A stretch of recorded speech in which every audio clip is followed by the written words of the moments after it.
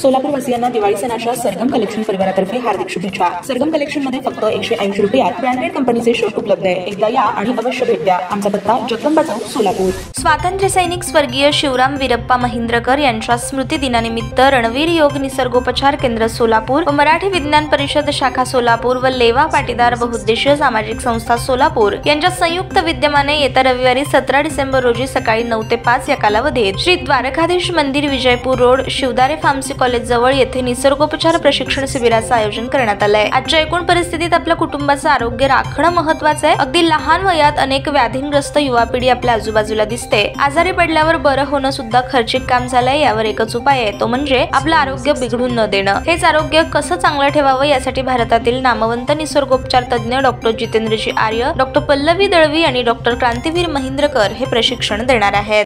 उपचार दिलेला आहे, फक्त तो मधल्या काळामध्ये बनकी आक्रमण असतील किंवा आणखीन काही गोष्टी पुढे ही विद्या थोडीशी बाजूला पडलेली आहे आणि त्याचं पुन्हा पुनरुज्जीवन करण्याचं कार्य मोदी सरकारने पण हाती घेतलेलं आहे।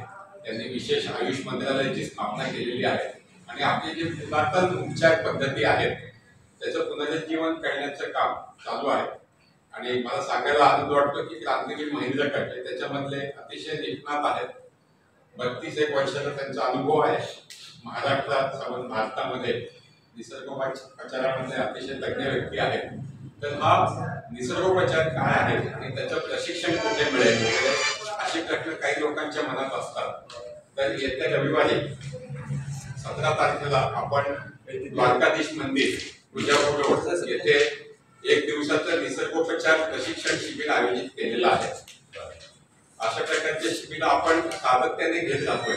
एक शिबिर आपण शिकलो का वगैरे असा प्रश्न माझ्या मनात येऊ शकतो, पण एका दिवसामध्ये असं ते शिकून होत पण नाही।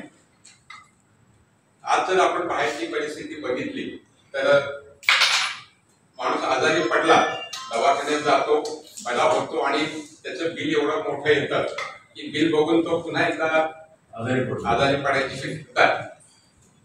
तर यासाठी सगळ्यात चांगला इलाज काय, तर माणसाने आजारी पडू नये। तर माणूस आहे म्हणल्यानंतर आजार त्याला व्याधी लागणार आहे, आजारी पडणारच आहे। अगदी भगवान राम असतील, श्रीकृष्ण असतील, हे सुद्धा आजारी पडलेलेच होते, कारण ते मानवी रूपात आलेले आहेत, ते मानवी रूपामध्ये आलेले आहेत। ताज्या बातम्या पाहण्यासाठी प्राईम महाराष्ट्र न्यूज चॅनलला सबस्क्राईब करा।